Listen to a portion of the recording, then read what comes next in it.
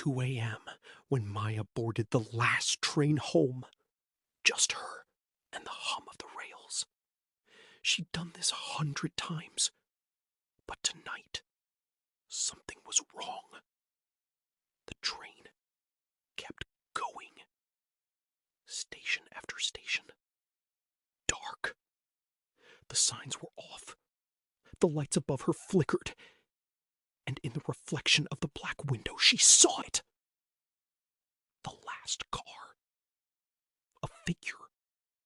Sitting perfectly still. Perfectly upright. Watching her. She moved to the front. The figure stayed. She switched cars. The figure stayed. No matter where she went, it was always in the reflection. Always the last car. Always watching. She pulled the emergency stop. The train screamed to a halt. She ran for the doors. They opened. She stumbled onto a platform she didn't recognize. The sign above her read, "End of the line." And behind her, the doors closed. When they found her 3 days later, she was sitting in the last car, perfectly still, perfectly upright. She hasn't.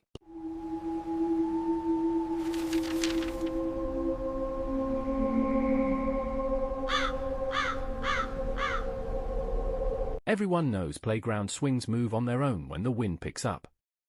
So at first, I wasn't surprised by what I saw when I walked home through the park a few nights ago. One swing was moving. The others hung perfectly still. I laughed. Maybe the chains were loose, or the wind caught that one just right. The next night it was moving again. Same swing. No breeze. It stopped the instant I looked away, then squeaked back to life when I faced it. On the third night I crossed the grass to inspect it. The seat was cold. The dirt beneath it wasn't scuffed by shoes. Curious, I checked the town archives. The playground had replaced an older one after an accident 20 years earlier. A 7-year-old girl had disappeared there. No footprints. No ransom. No body. People eventually stopped talking about her. I avoided the park after that. Last week, though, I had to pass through at dusk. The swing was still moving. But this time it wasn't empty. It slowed just enough for me to recognize a blurry apparition. It was a girl, smiling at me, swinging without a care in the world.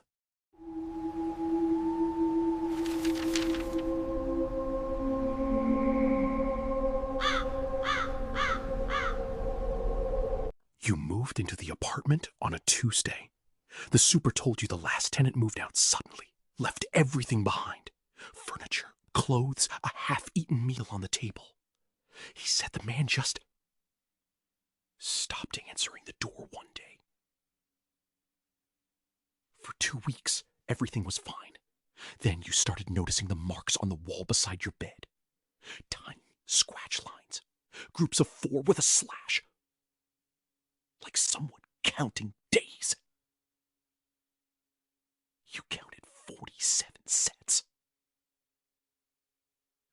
You laughed it off. Old tenant clearly troubled. But then you started waking at exactly 3:14 every morning. Heart pounding, staring at that wall in the dark. And every morning, there was one more set of marks. You told yourself you were sleepwalking. You set up your phone to record overnight. You didn't want to watch the footage. But you did. The marks were already there when you lay down. It was you counting. But your eyes were still closed. You've been here 61 nights. The super just got a call. Apparently, you stopped answering the door.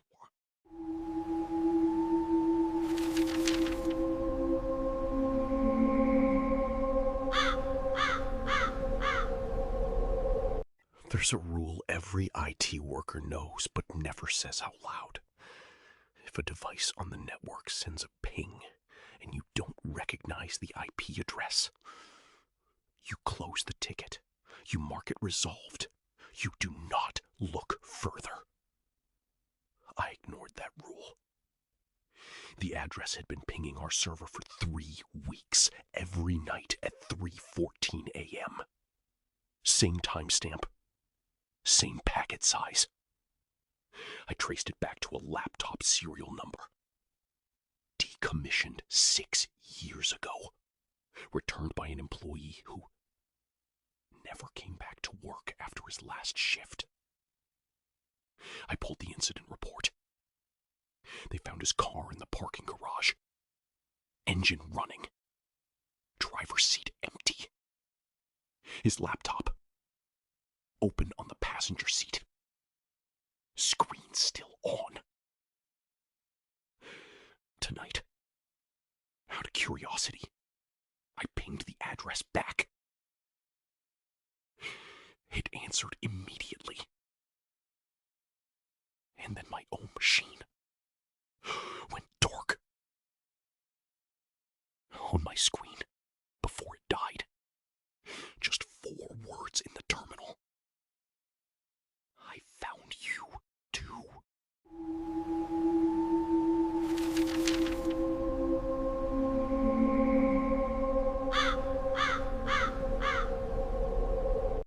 You know how some apartment buildings skip the 13th floor? They don't label it. They just call it 14. I thought it was superstition until I got stuck in the elevator last March. The doors opened on a floor the panel said didn't exist. The hallway was identical to mine. Same carpet, same flickering light. But every apartment door was slightly open. Just a crack. And behind each one, I could hear the exact same TV show playing, word for word, the same episode, at the same moment. I walked to what should have been my apartment, 1302. I pushed the door. A woman was sitting at my kitchen table, my mug, my chair, my robe. She looked up slowly, and her face, it was mine. Same eyes, same tired lines. She whispered, "You weren't supposed to get off here." I ran back to the elevator. Every door in the hallway swung fully open as I passed. I didn't look in. I couldn't. The doors closed. I made it back to my floor. But sometimes, when I come home late, my mug is on the wrong side of the sink. And I live alone.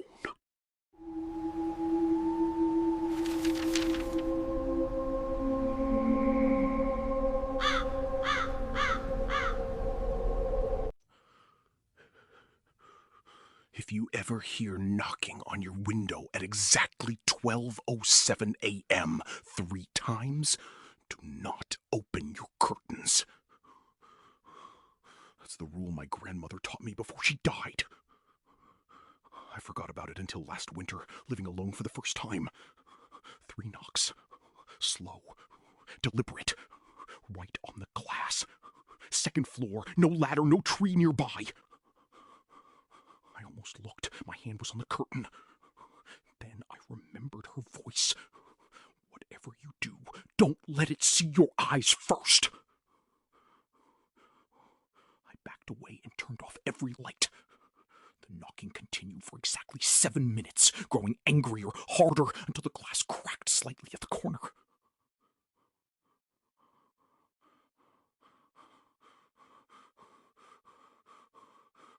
Then silence, complete silence, the kind that presses on your ears. In the morning, I found handprints on the outside of the glass, but the prints were on the inside layer of a double-pane window, sealed shut since it was installed. I called my mom shaking, and she just sighed and said, "Yeah, it found you too. It found me at your age."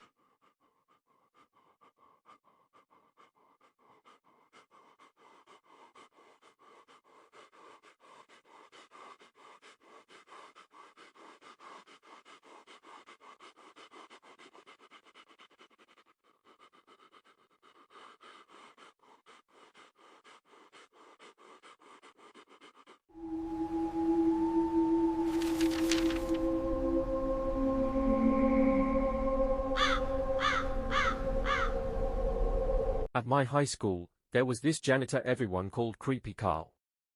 Nobody knew much about him. He'd worked there forever, long before any of us were students. He was the kind of guy who seemed to appear out of nowhere, pushing his mop bucket down empty hallways, standing at the end of the corridor watching people leave, always with that same blank expression on his face. He knew everyone's names, even freshmen he'd never met. If someone lost a phone or a backpack, Carl would always be the one who found. He'd tell you exactly where it had been left, even if nobody remembered losing it there. The rumors got worse over the years. Girls caught him leering at them. He started muttering the randomest things as he walked past us. Some kids even swore they saw him walking in their neighborhoods late at night. Then one day, Creepy Carl vanished. At first, nobody cared much. The school hired a new janitor, and that was it. But during some renovations, workers discovered a hidden room in the basement. That was where Carl had been living. There was a mattress, a hot plate, stacks of old newspapers, and years' worth of junk he'd collected from the school. And keys. Lots of keys. At first, nobody knew what they were keys for. They weren't classroom keys. They weren't locker keys. Then the cops started checking them. They turned out to be house keys. Hundreds of them. Keys belonging to students, going back years.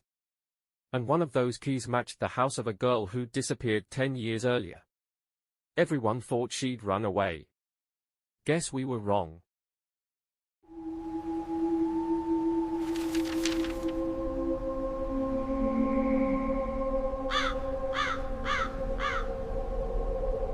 My little sister used to talk to someone in the closet when she was 5. We called it her imaginary friend. She called him the tall uncle. I didn't think much of it until I found her old drawings in a box last month. Every single one showed a thin, impossibly tall man with no face standing just outside her bedroom window. I called her, laughing, ready to tease her about it. She went quiet. Then she said, "He told me he'd come back when I had kids of my own." I laughed it off, until that night when my daughter, who's never met her aunt, woke up crying. She said a tall man was standing outside her window, smiling with a mouth that went all the way around his head. I ran to check. Nothing there, just fog. But the window latch, the one I locked myself, was open. I called my sister back immediately. She just whispered, "He's punctual." Every night since, my daughter's window fogs up from the outside, even though it's summer.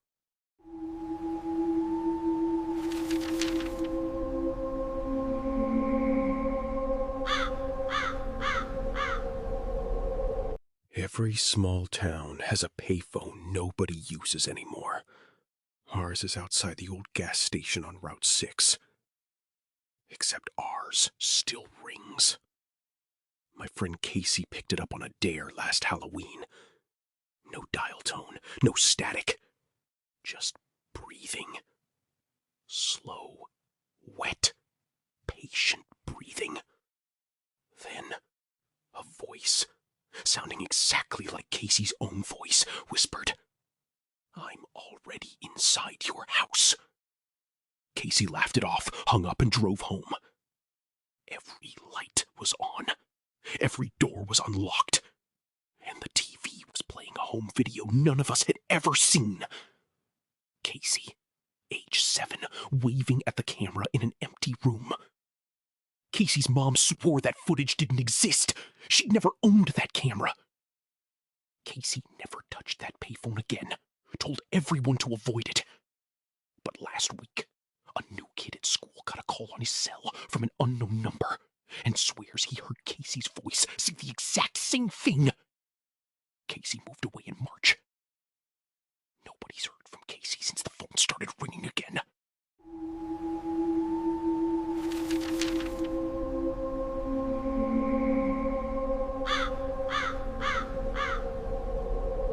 There's a photo booth in an old arcade downtown that's been broken for 20 years. Except it still takes pictures. My friends dared me to try it on a bet. I put in 4 quarters, even though the slot looked rusted shut. Sat down, and the curtain closed on its own. The flash went off 4 times, just like normal. But when the strip printed out, only 3 photos showed me. The 4th photo showed someone standing directly behind me. Someone who was not in the booth. A woman in old-fashioned clothes mid-scream, her hand reaching toward my shoulder.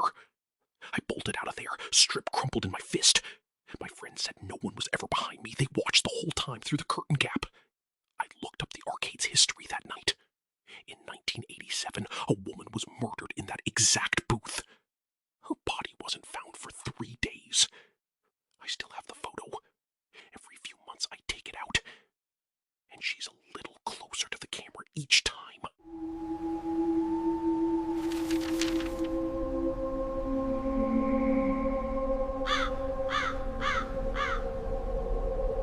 Every apartment building has that one elevator button nobody talks about. In my building, it's floor 13. Except my building only has 12 floors. My neighbor Dana told me about it first. She said if you press it at exactly 3:33 a.m. alone, the elevator will actually go there. I laughed it off until I couldn't sleep one night and found myself standing in that elevator at 3:32. The doors closed. I watched the numbers climb. 10, 11, 12. Then the light for 13 flickered on. The doors opened onto a hallway that looked exactly like mine. Same carpet, same wallpaper. Except every door was numbered with my apartment number. All of them, down the entire hall. And standing at the very end, facing away from me, was someone wearing my exact clothes. I hit the button so hard I cracked the panel. The door slammed shut just as the figure started to turn around. I never found floor 13 again. But last week, Dana went missing. And I swear, some nights I hear someone in the hallway, wearing my footsteps.